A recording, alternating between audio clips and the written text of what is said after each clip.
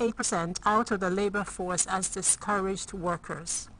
Tonight, we focus on Ghana's youth unemployment and what is being done to turn the tide on this problematic issue in order to find tangible solutions for our youth. We encourage you to join in the discussion, as always, using our WhatsApp number 055-744-6429. Joining me for this important discussion are from my immediate left, Mr. Aja Yaw-Nsia. He's the Director of Research and Planning at the Youth Employment Agency. Welcome, Mr. Nsia. Thank you very much. And next to him is a good friend, Dr. John Kwaku Mensah Mauto. He's the Dean of the School of Graduate Studies at the University of Professional Studies. Dr. Mauto, thank you so much for being here with us. And thank you for having me as well. Okay, so let me start with you, Mr. Nsia. Okay. I wanted to just delve straight into the issue. So it's a World Bank report in September 2020 that mentioned that 12% youth unemployment, unlike what they said in the article in June this year. They also mentioned that there were more than 50% underemployment. And they indicated that both were higher than the overall unemployment rates in sub-Saharan Africa.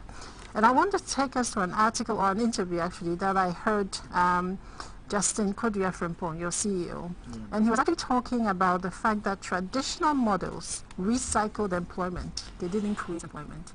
And he was going to create employment. So I wanted you to talk to us about some of the things YEA has been doing since he's been there to really not recycle employment, but to create employment like he talked about. All right, and thank you very much, and a very good evening to our cherished viewers. And as you indicated, our friends joining us on Unique FM, yes, and I'm sure on your social media platforms as well.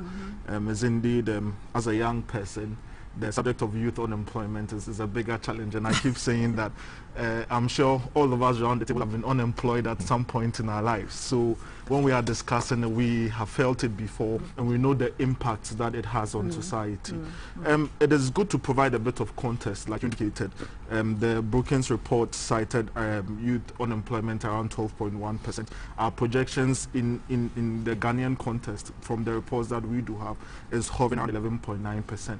But that is not really important to us because around these percentages are human beings who need jobs. Like you cited the World Bank report last year, I think the report was looking at youth employment programs in Ghana, seeking to provide policy options for policymakers. The report projected that the Ghanaian government would have to create 300,000 jobs annually to be able to absorb the growing number of unemployed young Ghanaians. And somewhere in 2016, I think there was a Ghana Living Standards Survey report that also indicated that annually you have close to 250,000 young men and women seeking entry into our labor market. So you can see that clearly around 250,000, around 300,000 people looking for jobs. If you strike the average, then that means that there's so much that the government need to do and the whole youth ecosystem would have to do to create jobs.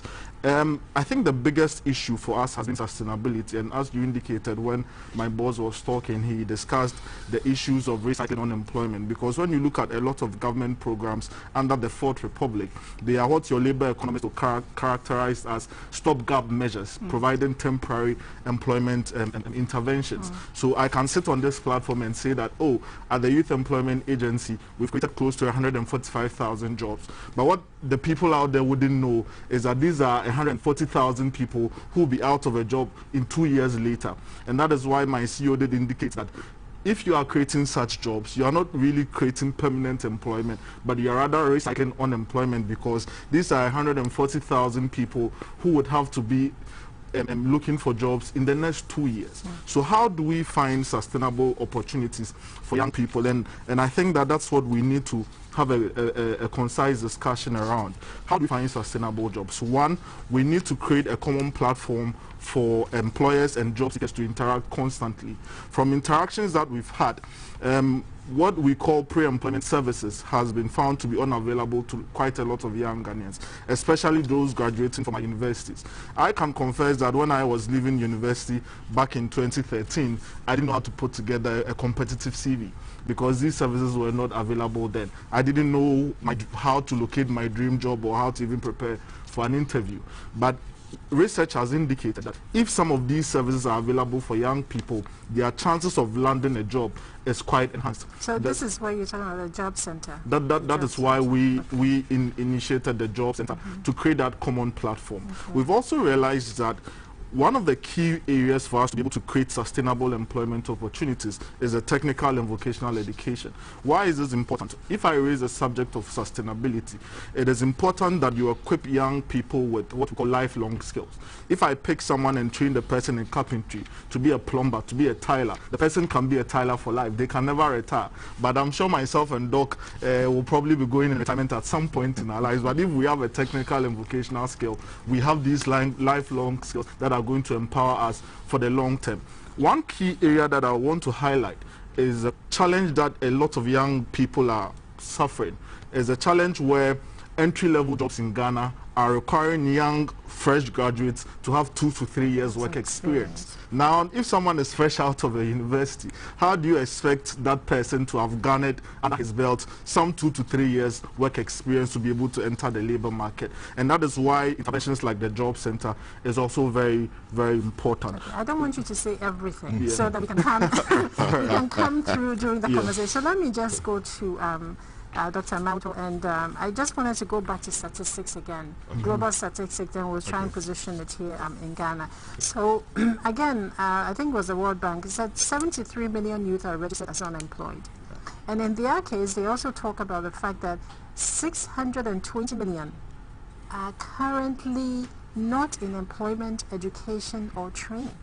And they go further to say that there are 600 million youth slated to enter the job market in the next decade, but there are only 200 million jobs available, which actually expands the problem even more.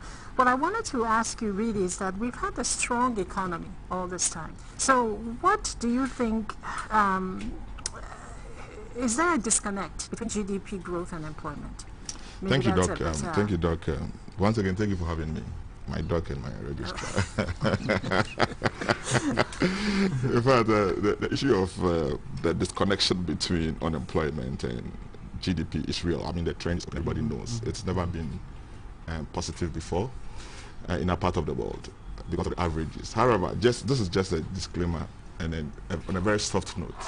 I think you made a statement that we, once upon a time, any of us have ever been unemployed before. Doc? I have never been unemployed in my life. Lucky you. So that's the issue. Lucky you. Doc, for me, by my definition, unemployment is a mindset. I have never been unemployed before because growing up, I was taught how to be employed. You have several activities home, poultry farming, and all that.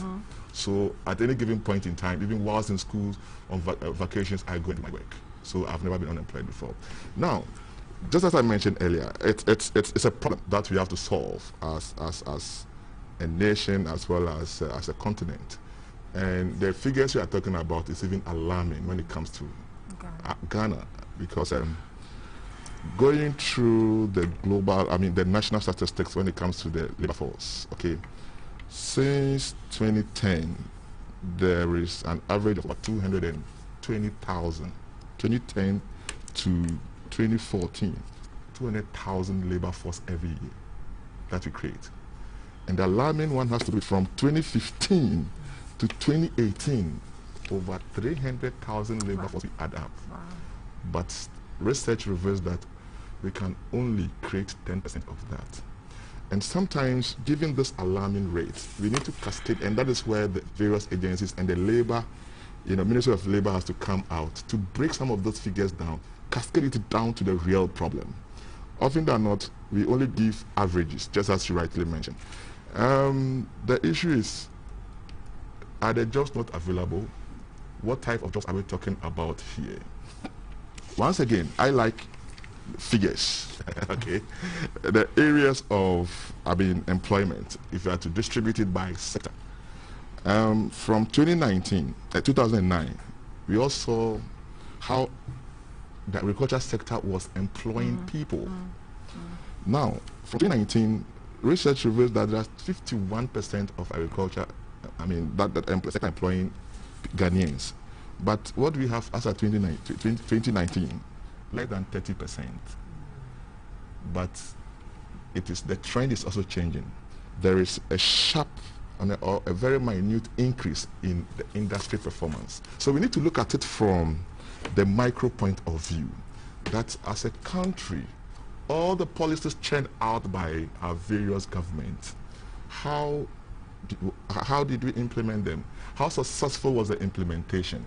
If you are to look at all the policies that were churned up, introduced by the successive governments, we all know that from the youth employment, we have GIDA, we have the mass law, and then the new one that has been created, and the conversion of some existing youth enterprises into job creation, ventures. One could say that the policies are very okay. However, the implementation has always been a problem. Let's not always point the fingers at the policies, but this unemployment issue has something to do with culture, society. Government must play a major role. Educational institutions must also play a major role. Exactly. The private sector plays major roles. Now, if we are dipping down into the real issues, then we need to tell our, probably discuss with our viewers and ourselves here the real meaning of unemployment, as defined by the ILO, that is International Labour Organization. Unemployment by definition is any person or a person aged 15 and above without a job during a week, and then available, and then 2, those people should be available to start work within a week or 2. Then they should actively having sought employment at a certain time during the last 4 weeks, or having already found a job that starts within the next 3 months. So the issue is the issue of jobs, and then sustainable jobs. My brother mentioned it. Yeah, he did. Now, Doc, I know the conversation is, we will have more of that. Yes. But to probably I can begin with, I can give a prelude to that. As a country, our conversation should be tailored towards jobs and sustainable jobs. Because you just mentioned that we have underemployment, which means there is employment underutilized. It's not true. There are opportunities. And then we have 12% youth unemployment. So by inference, there are jobs available. But the issue has to do with preference for the jobs. And that is why I said that unemployment is a mindset. When you say preference, I want to go back to you, Ms. Esia, because we're talking about vocational training. And I wanted to talk about skills mismatch, because that's one of the biggest reasons people say there is this unemployment. And I wanted to talk about technical versus academic education. Because here we are as a country where we've made away with all the technical colleges, and we've made everything a university. And yet, that area is a very important area in terms of providing an avenue for employment. And you were talking earlier about artisans and all that stuff. How are you factoring that in the employment creation that you're talking about? All right. I think I would pick up on a very important point Doc made, that the subject of unemployment is a mindset. And it perfectly relates to the subject of technical and vocational education. And I think it also highlights the issue of culture. I think the general Ghanaian mindset to technical and vocational education has been that it is a preserve for persons who are not too smart.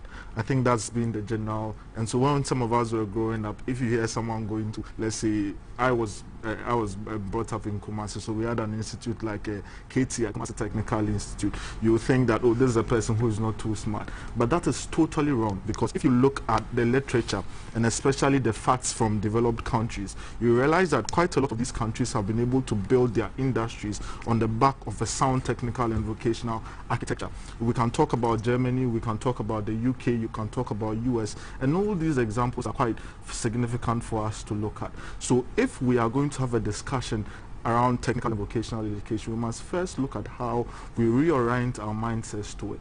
That one for everyone. It doesn't need to be reserved for people who are not too smart. Everyone needs to have a technical and vocational skill in the first place. 2, the question of standardization. And I think that Doc and yourself will be able to provide quite a very good discussion on that, because once again, let me cite the example of developed economies. They've been able to standardize the educational setup in a way where if someone chooses the technical and vocational pathway, the person will be able to get a qualification that can almost be equated to, let's say, a PhD or a master's degree. And we've not been able to do that in Ghana, because let's say if I'm recruiting in an institution and someone has a TVET certificate, where will I place the person on the pay scale in relation to someone with, let's say, a first degree? We need to have these discussions. The second issue is also the question of access to market. Government over the period under the Fourth Republic has embarked on quite a lot of technical and vocational interventions. You train these young persons, give them the needed vocational skills, and when you are done, usually what governments will do is that we'll provide them with what we call the startup kits. Give them, if they are hairdressers, you give them the dryers, you set them up. But the question has been access to market. So you give them all these startup kits, you go back to do a tracer or an impact assessment 2 years or 3 years later, and you realize that quite a lot of them would have abandoned the trade because the pathway to the market, creating the need for them to be able to get access to the resources, was almost unavailable. These are discussions that we need to have. What has also been missing in the whole discussion has also been formalization of operations. And mind you, let me issue a caveat. I'm not talking about formalizing the informal sector, no, but I'm talking about formalizing the operations of the informal sector. Now, I can cite examples where you have persons, I have friends who, let's say, are tailors, and if you need to book an appointment for measurement, they will tell you you should have an appointment. Or even, let's say, they are very entrepreneurial. They bring the right attitudes. Research has shown us that what helps a lot of these artisans to succeed is not the hard skills, but what we call the soft skills, the right attitudes. I was having a conversation with someone in the construction sector, and I'm sure, Doc, probably this would have been brought to your attention that even in the construction sector, now a lot of these contractors prefer tilers from Togo and our neighboring environment because they tell us that they have the right attitudes, they show up to work on time, their finishing is quite good, they have the right training. So it tells you that there's so much that we need to have a conversation around to be able to do that. Why artisan discussion is also important is that if you look at the makeup of the Ghanaian economy, artisans will fall into your bracket of what you call your micro, small, medium scale enterprises, or MSMEs, and they make up close to 75% of the Ghanaian economy. So if we've been able to formalize their operations, we've been able to help them monetize their skills, that tells you that we'll be having a huge chunk of their contribution to GDP. And we need to have these discussions on how we can help these participants scale up their operations and bring quite a lot of young people in. When they are doing well, mind you, they'll be recruiting quite a lot of young people as well. I mean, I think not everybody is made for, academic education. Yes. So the plethora of options that is available is very important. But I wanted to go back to what you were talking about, Dr. Malto, when you said policy. Yeah. UK recently launched this T-level program. Yeah. So in September 2020, they launched this, what they are calling a skills revolution. Thank you. And their intention is to, in 10 years or so, have 20 skills that they've incorporated into the curriculum. And if I understand it correctly, when you go through school, when you get to Form 5, you can decide to, and I'm using the old system because that was the only system I understand. When you get to Form 5, you can decide to go to the T-level, or you can decide to go to sixth form to take you to academic education. Yeah. And they've invested £1.6 billion to train 100,000 teenagers every year, and 1.6 billion, and then 550 million for adult skills. And they also plan on having 100 million to revitalize colleges. Now, when you talk about policy, some of these things, when you were talking about the stigmatization, so to speak, that it follows people who may decide not to. If it's really an option that you choose from school, I think it takes away what people might think to be outside of the academic realm, because it's part of the academic options that you have available. I don't know what you think about that in terms of policies like that can actually shape how we tackle the unemployment issue. Thank you, Doc. You see, that's a smart policy. Within few minutes, you're able to define the policy literally, and then the measures, deliverables, the outcomes. Smart. Let's come back to our world. Okay. I think under this Fourth Republic, we started very well when we realized that too much of our grammar-oriented institutions were affecting our productivity.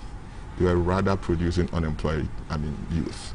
So in the early 80s, that is where we introduced the GHS system.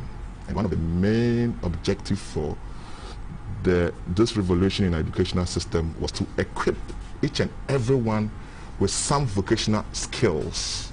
And that's one of the policies that was to, change the educational, landscape, where you complete your JHS, or what we call JHS. It was GSS by then. You should have been equipped with either masonry, carpentry, like all the vocational skills were the main aim. Then, to build upon that, we were supposed to have technical secondary schools. Then, at the highest level, we introduced the polytechnics. What has happened today? The policy has failed. It has failed. Not, the government, we always say, gives the policy directives and ensure it is done. So the government failed. Now, culturally, we also failed, because we did not see it as something that was beneficial to the people. Because some of the jobs, just as he mentioned, culturally, people perceived it to be something for the shallow-minded. I wouldn't want my ward to be a carpenter, but trust me, Doc, since I was born, you know where I come from, we are naturally carpenters. You don't need any training, because growing up, there will be one carpenter. It's not spiritual. One carpenter in the family. So whilst he's working, you're also watching. I've never seen a carpenter with a CV looking for a job. So that is what informed this policy. What have we done to this? Government did not equip the various institutions with the tools. So it turned out to be grammar-oriented. So people learned what the tools are, they didn't know how to use the tools. Okay, we did not have that smart deliverables that by 2020 or 2010, these were the numbers were going to churn out to complement the workforce.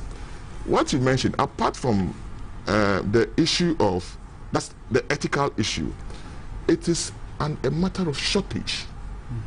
The unemployment thing we are talking about is a matter of shortage. We don't have those skills. Look, now most contractors are going to Togo, Benin, to go in for artisans. It is under supply. So that is why we are having it, apart from the ethical, considerations. Now, where are we now? And you see, we have started the mistakes again. Technical university. Doc, check the number of admissions vis-a-vis the programs. They are going back to the humanities again. So we are getting it wrong. Apart from that, Doc, you see, one major issue that affects the youth interventionary programs by successive government is the over-politicization of those programs. I brought it. Exactly. It ceases to be a national policy, but a political party policy. So you have the year or either Maslock being introduced by a particular government. It is no more a national project. So some of the policies, once you make it political, it is bound to fail. So the issue of unemployment that we are facing with, which I still disagree with the figures, that you see, unemployment for me is a mindset. If you want to be unemployed, you'll be unemployed. Because even whenever I drive from campus, you either will drive by a restaurant looking for people to work. You either be driving by a local job looking for people to work. The issue is about sustainable jobs as well as jobs. And at every given point in time, you need to determine where you are and what you must do. That is the main issue. Now, just quickly, before I want to ask him to follow up on some of the things you said. Okay, all right. So probably you can do that, and I'll come in later. So, Ms. Ansia, you had mentioned earlier the fact that graduates go out looking for jobs, and they say they are looking for like 1 or 2 years experience. This C-level program that I've just mentioned, what they did was that they collaborated with employees and businesses so that the students spend 80% in the classroom and 20% on the field to actually learn the craft, and so employability opportunity became something that was easy, because when they graduated, those industries that had been, they had been practicing the 20% were interested in employing them if they performed. But what I don't want is for somebody watching us right now who is a youth, and we classify youth for 15 to 25 or 15 to 35? 18 to 35. 18 to 35. Looking for a job and saying these folks are just speaking, in very highfalutin terms. So practically, what is if I'm a graduate and I am unemployed right now, what options or opportunities do you have available that can help that individual? As in from a youth employment agency, right, yes. Right, what is available if he or she walks into your office and says, listen, I need a job, how can you help? All right. Just some few comments, because you highlighted something that I'm particularly passionate about. Okay. So I would comment on it. On the UK example that you just made, I'm particularly excited by it because you see a very good collaboration between one, government, two, academia, and three, industry players. Yes. And so let me cite an example. Somewhere in 2006, when Ghana first discovered oil, I think the key issue was that the skills that was needed to drive that sector was almost non-existent in Ghana. But obviously, if we had seen that collaboration between government, academia, and industry, we would have been able to make such preparations to serve that industry. So here you see that tripartite arrangement coming to play here. Industries discussing, government leading the discussion, research, academia playing a part, and also industry players, i.e. the private sector, also coming in to say that in the next 10, 20 years, these are the skills that we need to be able to boost our industry, and they are making preparations for that. Have we been seeing that collaboration on our side of the continent? It is almost non-existent, and I think that to be able to solve that long-term perennial unemployment discussion, we would have to see more of such conversations. And that feeds directly into the question that if you have a graduate coming into the Youth Employment Agency now, what are the options available? That is why first and foremost we decided to provide the platform where as an agency we are constantly interacting with the private sector, because we have these discussions and then the conversation where underemployment coming up, skills industry mismatch coming up, we were able to identify some of them. So what were we able to do? We launched what we call the Job Center. Like I indicated, a platform where job seekers are constantly engaging with their prospective employers. Then they'll be able to know that these are the skills that we need, these are the qualifications that I will need to have. Especially for a young student in the university right now, talking about the 2 years, 3 years, work experience. Let's say someone enters the university in first year for 4 years. If the person is able to do an internship every long vacation, obviously the person would leave school with at least 2 years work experience under their belt. And through the Job Center, we've been able to offer some of these opportunities for young people. When you go to our website, www.yeajobcenter.gov.gh, you will see jobs that are available, employers that are looking for young persons to work with. There's quite a problem in Ghana, like I indicated, what we call the pre-employment services, which are almost non-existent. A lot of young people will hear that, oh, a company is hiring. By the time they hear, the company would have finished with the recruitment. Now, if GTV is in need for a cameraman or a reporter, where do they find such skills? So we also need that database to be able to sort of bring together all the needed skills so that an employer wouldn't have to spend so much. But then again, we also need to provide the skills. So we are not only interested in connecting people to jobs. Businesses are businesses. They are there to maximize shareholder value, to ensure value maximization. So they are looking for people who will bring value to their business. So we are saying that as an employment agency, we are also making that extra investment to ensure that the young person that will bring to the GTV to work with has the needed skills to be able to deliver excellent performance on the job. And that's what we've been able to do on the Job Center side.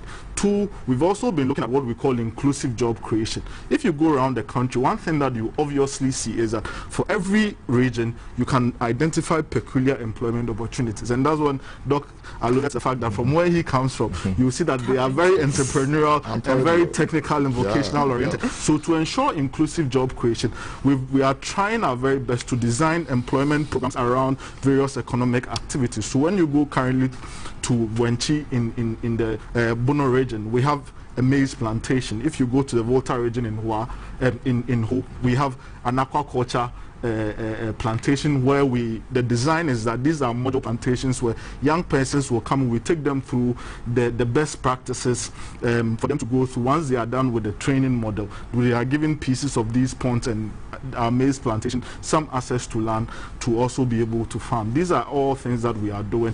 When we spoke about the artisan, and I indicated the access to market being also very important. Let's say in our studios right now, if we have a plumbing problem, where are we going to get a plumber? Would have to call someone to find a plumber somewhere.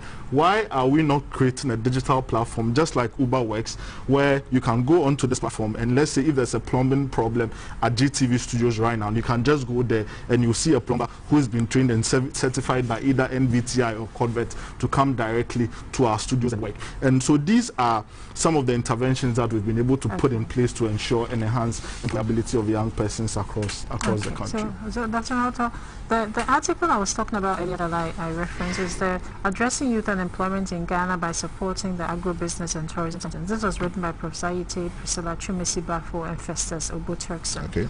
I wanted to tie some of the things they wrote in there with what's happening now. Okay. You know, there are graduates who are now selling plantain. You know, and you know, there's a lot of talk on social media about a gentleman who wears a tie, and he's very. And there's also another husband and wife team that are selling porridge and bread and all this kind of groundswell of support about people who are trying to make it despite the odds. I can't find a job where I need to make a living, and so this is what I'm going to do. Back to the innovation and creativity we were talking about. So one of the things they mentioned in the article was that the Ghanaian economy's strong performance over the last 2 decades has not translated into job creation nor improvement in employment conditions, especially for the country's growing youth population. The question that still we grapple with is why. Thank you, Doc. I like the scenario you gave, the caliber of people reaching out, and then the fact that graduates selling by the street, some are selling plantain in suits. These are the jobs we are talking about. So back to my issue, my orientation, you can't be unemployed. Now, what type of skill did you acquire throughout your educational career? It's very, very important. I guess for me now, I'm just looking at what you had mentioned earlier, the existing jobs. Forget about the fact that maybe there's a skills mismatch. Thank you. It's the job creation that I'm worried about, or that some of the viewers are worried about, in terms of the quantity of it available for those coming out. Okay. So how do we create jobs? In fact, we have 3 major sectors. Agriculture. And we all know by definition it's a divine job, because once you enhance the agri sector, nobody will go hungry. Israel, Holland are classical examples. Okay, the rich men in Holland are in the agri sector. So we are talking about the match between agriculture, industry, and then service. Now, how does our service is apparently one of the growing areas? Thank you. It's growing because of the ease of that sector. You don't need so much, to create employment in the service industry. But if you want the service industry does not operate on its own. It depends on industry and agriculture. That's why over the years, the argument as to Ghana developing our value chain, especially we shouldn't be depending so much on our raw materials. And I resonate with, successive government and even like this current government, that look, when you produce, the best way is to sustain and preserve your local product. And we always cry about this issue of wastage in the agri sector.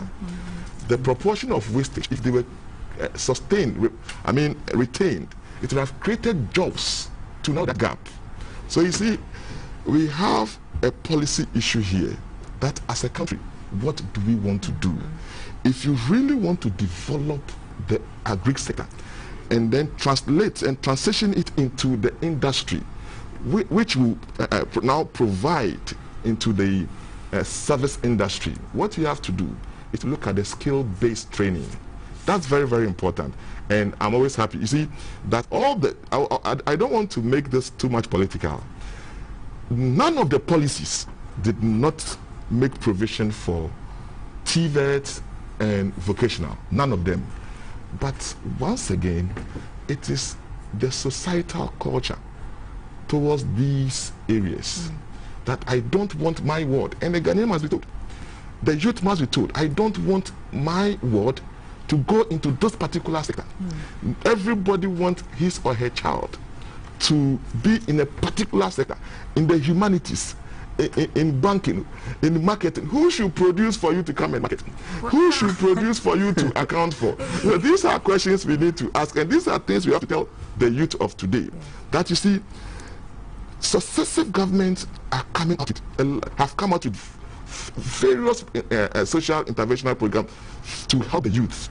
How many of them have we taken advantage of? Let's take a break here. We'll be right back. When we come back, we'll actually go back to the question you were talking. Who should do this for somebody to come and take advantage of? This is Talking Points. We're going to take a quick break. We'll be right back.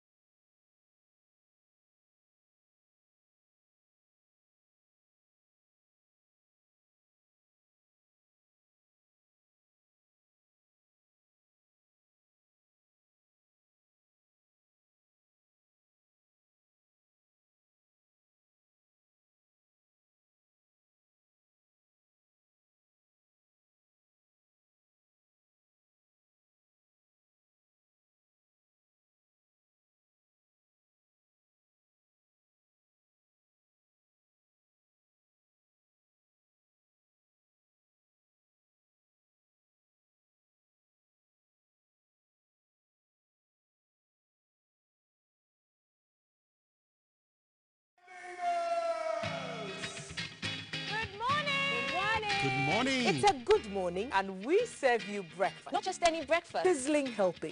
And there's much more on offer on GTV breakfast. So what's your pleasure than Votras, yeah? At that time of the morning. You want it served buffet-style complimentary breakfast? On-site restaurant. Or room service? We've got you covered. From Monday to Friday at 6 a.m. With a trusted team. So never skip breakfast. On GTV Breakfast.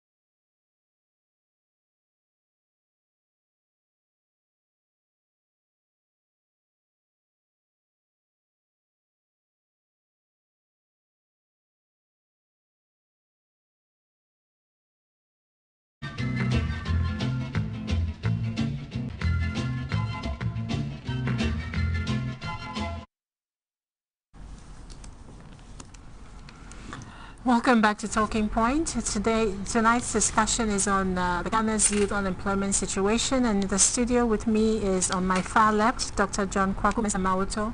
He's a Dean of the School of Graduate Studies at the University of Professional Studies, Accra, and next to him is Mr. Eja Yawinsia, Director of Research and Planning at the Youth Employment Agency. Before the break, we were having quite an interesting discussion. However, we have so many questions coming in. I thought it might be best to try and address some of those before we get into continue our discussion. So there's one question about NAPCO. It says the NAPCO personnel contract ends this month, but has been extended to January. What's the plan for them when their contract ends? So that's for you, Mr. All right. So the Nation Builders Corps was obviously introduced to deal with the graduate unemployment that we have. So I'm sure the extension has been put in place to ensure that a lot of them are gainfully employed while we put in place the transitions to move them out into sustainable employment. For what NAPCO did was the exit strategy, what we call the exit strategy, was supposed to create the pathways for them to exist. It's already ingrained in the program design. So they already have the NAPCO Academy, where whilst on the 3 years module with NAPCO, you are given the needed skills to be able to be gainfully employed. So what the NAPCO module, when you look at it, a lot of them are already working with institutions. So some are working with GRA, some are working with some government institutions. And the general idea is that in the coming months, a lot of these institutions will be given financial clearance to be able to absorb the graduates who are already working with them. So I know that from the program design, even though I don't speak directly for NAPCO, but from the collaborations that we've had over the period, in the coming months, some financial clearance may be given, and those who've exhibited some good quality and good skills may be absorbed into the permanent. So this is from Jonathan Asamoah. He's on Hohoi in the Volta region. Good evening. I love the program on Ghana's employment situation. Please can this program be recorded and replayed over and over again? This is what we need for the people of Ghana, especially the youth. And then he goes on to say that he's a graduate of the University of Ghana with a BSc Administration majored in accounting. He now runs his mom's restaurant in Hohoi under a business name. And he says, truth be told, unemployment is a mindset. People are taught of making money instead of building their abilities. The focus is money and not on skills. This is from Kwame Iwafriyo of Kaswa, CP Last Stop. Good evening, Madam, and to your panelists and cherished viewers and listeners. From time immemorial, governments have been giving startup kits to apprentices who have gone through training either from the formal or informal sectors.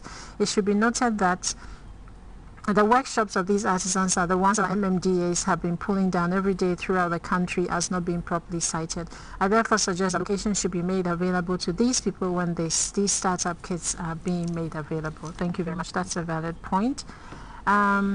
And this, please, the person from YEA should find out the type of consultations and collaborations between business and industry and academia. I don't know what this means, but I think one of the things he said was that this is something that is very interesting and is probably worth what we're focusing on.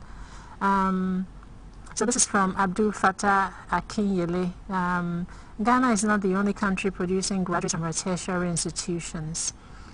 So how are these advanced countries taking care of their teeming youth from their tertiary institutions? And then he says, anyway, I want to hear of any country that has 100% employment rate. No country. Yes. No country. So this is a question about NAPCO. NAPCO is ending this month. We don't know our way forward, but you've already answered that question. This is from Eric Nankuru. Thank you, Dr. Malta, for all the good work you're doing at the graduate school. It says, additionally, about the other issue beyond employment is the challenge of skills match, not often getting the right skills to match the available jobs, which we've talked about extensively. I think this is something that we'll need further, like you said, this tripartite relationship that needs to be thought through to see how we can maximize it to the benefit of the youth. And this is from Alhaji Dawuda, Madina Estate. A different kind of question I have for your panel is taking a look at the high level of population impact. Can we design an economic system that will sustain progress? And how much economic output can we squeeze out of finite resources? Or how many angels can dance on the head of a pin? So, Dr. Mauto, maybe I'll have you take this one. The high population has never been a problem. Population is a good resource. Yeah, it's an opportunity. It depends on how you use it. Yeah. I mean, else China would have been in a mess by now. Okay, so this is there's no name here, but it says YE is doing well. However, times are still difficult. So please do more to help us. And there's no name associated with this. And then this is somebody who's watching from California. What we need is a robust private-public interfacing to create internship programs that absorb some of the youth. I like Dr. Mauto's point of view. And finally, there's no name here, but it says parliamentarians must fight unemployment in capital letters in Ghana and stop wasting their time on LGBTQ+, because LGBTQ+ is not the cause of the economic problems in Ghana. No comments. So I wanted us to just maybe parlay into loans and financing, I should say. Okay, I thought that allowed me to just finish with job creation. Go ahead and land. Yeah, I was talking about the sustainable job creation. Yes. Especially the ability to transition from agriculture to industry. And it is very, very important that if you do not add value to raw materials and just export them to neighboring countries, what it means is that you are going to enrich the opportunity to create jobs for their own people. That's why this could be a little bit controversial, but you know, this government policy of 1D, 1F, I want to even suggest that it should be a national policy that if you want to transition from raw materials to industry-based, where we can create value and which will translate into jobs, then we should have a national policy that every district must have a certain level, because in Ghana, virtually all the regions have something they grow. So why not add value to it so that there will be employment in all those regions and then reduce the urbanization in various cities? Look, in the villages, most villages, there's nothing like unemployment. Because when you are either a farmer, so in the morning you go to the farm. Everybody's employed. But because of the growth in the urbanization, when it comes to the urban cities, people don't have things to do because we need already made jobs. Now, until then, we are only enriching other nations. So we need a sustainable job creation, not just job creation. Some are overnight. When your economy relies so much on only service and it is not boosted by industry, then other industries in China, in UK, in US will now boost your, what do you call it, your economy for you. And as usual, the fundamentals will be wrong. And as soon as you allow them to dictate the service industry for you, then it affects your exchange rates. So I think this will probably lead us into finance now. It's cool, but unfortunately there are a few questions that have come up. One says that Mr. Sia talked about the fact that the NAPCO, the NAPCO personnel will be put on, let me just paraphrase, the NAPCO personnel will be put on the government payroll in some instances. And the question is that last week we all heard it said that the payroll is full. So how is that going to work? Yeah. So what I indicated was that NAPCO was designed on strategic partnerships with certain agencies and even private institutions. And the general design was that those who excel on the job will be given opportunities. Yes, so I mean, if you want to situate it into the context of what the finance minister said on the payroll being full, I think that's a whole different discussion. But I am dealing with the strategic objective of NAPCO as it was designed to, one, enhance the employability of these young persons, give them the needed experience, and be able to help them transition into permanent employment as well. Okay, but I would stay away from. Okay. This one will go to you also, because it says, good evening, Doc, and your panelists. The panelists are passionate about what they are saying, but not very convincing. If all the hundreds of young people looking for jobs have been helped to develop competitive CVs and skills, will they still get jobs? What time will it take to develop the technical skills for a young man who is unemployed today? So let me ask you. But I think that the general consensus here is that solving youth unemployment requires a multi-sectoral approach. So we are not only saying that people should look for white-collar jobs, i.e. by enhancing their CVs. No, that's why we're also having conversation around technical and vocational education. We're having conversations around entrepreneurship. We're having conversations around agriculture. But then, of course, it is the responsibility of government to create the enabling environment. And that's where I associate myself with the comments of Dr. Mauto when he talked about the 1D, 1F. I believe is a very forward-looking intervention that government has put in place, and once we see it grow and the massive support that Ghanaians has shown to the program, would have a lot of employment in rural communities. Why is this important?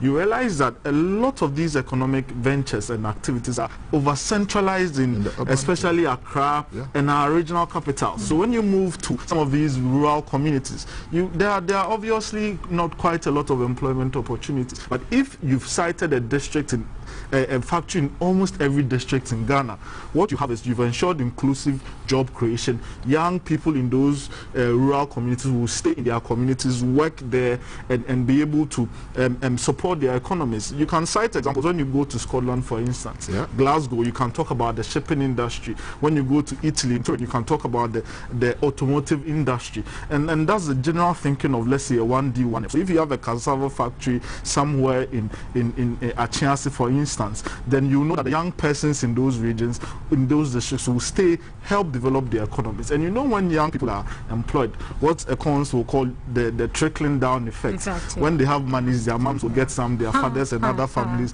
will get some, and we'll see the trickling down benefits as well. So, Dr. Malto, I think you were the one who talked about data at some point, and the World Bank actually said that to tackle youth unemployment, they wanted the government to highlight, well, they highlighted the importance of having disaggregated data on youth job seekers by location, gender, skills, capabilities, to inform the policy and funding decisions, and also respond with appropriate tailored employment programs. Thank you. You've heard me talk about some of the things that EA is doing. How does that, in your estimation, dovetail with this request that the World Bank has mentioned? Thank you. Creating jobs without educating people and informing them is the major problem. I don't know what they're doing, but you see, today, if I cruise onto the website of the Labour Ministry, is there any program which reaches out to the people in the hinterland, not even in the urban cities, as to what is available for them?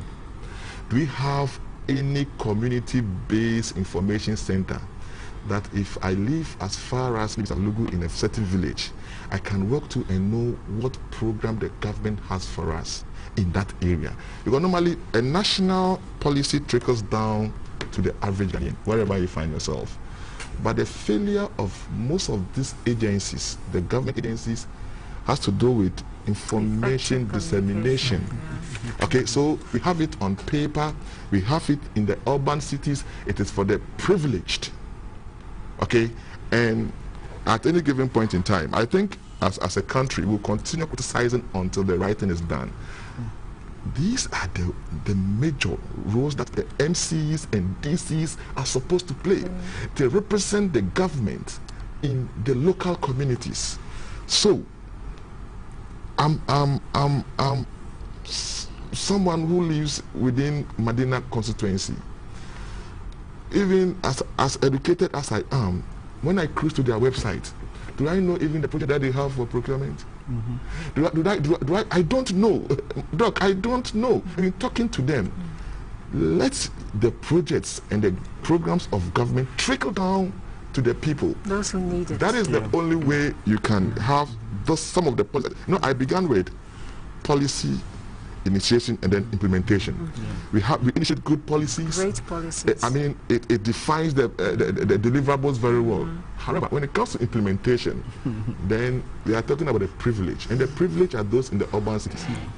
And that's why we have this population. Everybody's coming here. So it is influencing it. Okay. So many that is why our policies should target everybody in the various localities, as well as the average Ghanaian, knowing what is happening around us. Until then, we will always have the policy, and then the unemployment issue will rise, and the issues of opportunities, people may not even know where they are. Wow. So, Chairman, I think you are here. Yes. This is a free consultancy. Yes. No, but I, with your permission, I totally associate myself to Doc's comments, because in the 21st century, public service institutions are for the people. They are accountable to the people. They've been set up to serve the citizens. So you can't say that you are doing something in your silo where your major stakeholders, that's the public, don't even know exactly what you are doing. And that's why we've opened ourselves very much to have a lot of these engagements to let the people know exactly what policies that we've put in place. It is not enough till the last person hears about these interventions. So we'll constantly engage via the power of social media, traditional channels like yourself, to let the young people know what government has been doing, because government has been doing so much. Just a little bit of lack of capital, access to capital, because that's a critical part of everything, just before we wrap up. So the World Bank said less than 1% of loan portfolios of loan providers are directed to those under 30. So when you are doing what you're doing, how easy, or how do you encourage the youth when you tell them innovation, you tell them creativity, and they want to be entrepreneurs, and access to capital is a problem? Very quickly, answer. So one key issue about solving youth unemployment has been coordination amongst a lot of these government employment programs. So if you look at the strategic focus of YEA, we are supposed to provide employment opportunities. And so how do we do that? We do that by collaborating with agencies like NEIP, which is supposed to provide some of these access to capital to businesses. So we've had a very good working relationship with NEIP. So once you come to our offices, and the core objective of your engagement with us is to raise capital to help expand your business. We connect you to NEIP and Maslock, and I think we'll continue to do that in the coming days and months as well, to be able to serve. Great. So very quickly, just a few your final thoughts in less than 30 seconds. Like I indicated in my introductory remarks, when we are talking about youth employment, we go into the data, 17%, 12%, but there are human beings behind these numbers. And for the last young person who is looking for a job, or who is looking to be gainfully involved in some economic activity, leaves home and is feeding his family, taking care of his family, government and the private sector has so much to do. We commit ourselves to doing that, to ensure that entrepreneurship is growing. We expand agricultural assets, and agri-credit is also very important. Like I indicated, engagement with academia and private sector also quite important for us to be able Dr. Mauto, your to final thoughts, please. 30 seconds. I think Ghanaians have become so sophisticated, especially everybody wants to go to the university. So if the government is listening, let's introduce the TVET, the technical projects, to the universities, so that we have them as core courses equipped. Everybody now wants to go to the university. As for the polytechnic, it has failed. Technical university, I don't know, I can't say it, but if we really want this thing to happen, then let's integrate TVET and technical education into the mainstream universities as core courses, than the rhetorics that probably we are teaching, and then Thank you so much for joining us on tonight's Talking Points, and a very special thank you to my spirited guests, Mr. Ejao Yawinsia, Director of Research and Planning at the Youth Employment Agency, and next to him, Dr. John Kwaku Mensah Mauto, Dean of the School of Graduate Studies at the University of Professional Studies. I'm Dr. Nimais, and this has been Talking Points. Thank you so much for listening and watching, and as always, good night, good luck, and please be and stay safe. Till next week.